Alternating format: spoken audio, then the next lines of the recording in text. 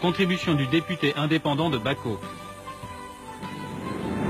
Je suis Mamadou Ben Soumaoro, député à l'Assemblée nationale, musulman, Djoula, Odjeneka, ancien porte-parole du RDR et d'Alassane Dramane Ouattara, ancien prisonnier de la transition militaire.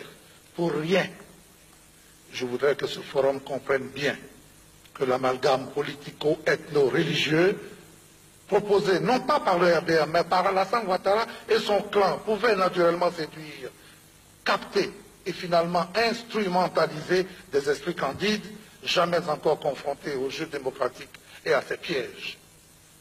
Les problèmes de personnes, les guerres des chefs, ont occupé le devant de la scène pendant les 10 dernières années, au point d'occulter la réflexion politique des pouvoirs qui se sont succédés.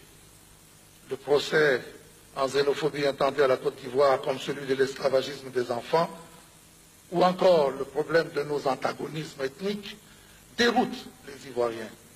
Ces périls existent certes, ils nous interpellent, mais nous ne nous retrouvons pas dans des comportements ponctuels, largement amplifiés dans des campagnes de presse destinées à nous salir.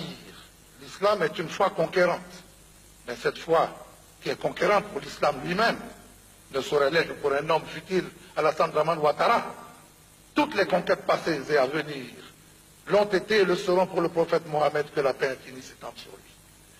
Je m'impose le devoir et prends le risque aujourd'hui d'interpeller les chefs de la communauté musulmane, de ma communauté religieuse, sur la position dominante et incontournable qu'ils occupent.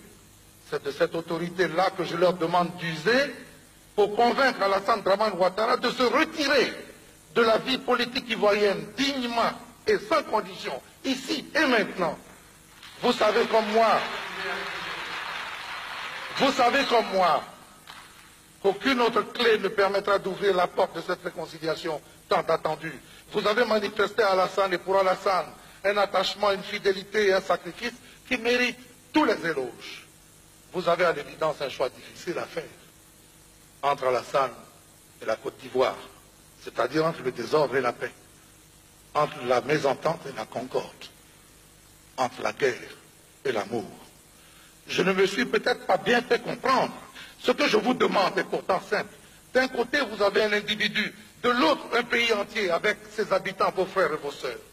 Pour le reste, il me faut attirer l'attention de chacun sur le fait que tout le monde comprend désormais le distinguo entre la nationalité d'Alassane et son inéligibilité. Je viens de remettre un dossier complet en béton sur le sujet au vice-président de cette instance et président de séance. Dossier troublant s'il en fut, avec des éléments nouveaux et accablants sur la nationalité d'Alassane. Je n'ai ici que le temps de citer la naturalisation de sa sœur cadette par décret en 1992 quand il était Premier ministre lui-même. Le yo-yo imposé à notre intelligence entre sa toute première carte d'identité établie en 1982, 40 ans après sa propre naissance, et une deuxième carte d'identité établie en 1990, avant même l'expiration de la première, sans compter une lettre suspecte et illégale demandant la rectification du patronyme de sa mère. Son propre frère aîné, Gaussou Ouattara, s'épanche et reconnaît dans un journal de la place financé par Alassane lui-même que son cadet a été voltaïque. Cette partie inédite est à votre disposition dans ce dossier désormais confié à l'histoire de notre pays.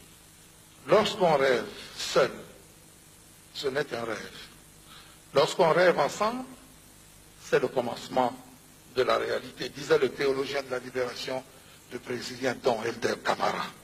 Je vous engage à partager ce rêve d'une Côte d'Ivoire forte, stable, ouverte, au sortir de ce forum de la réconciliation. Je vous remercie.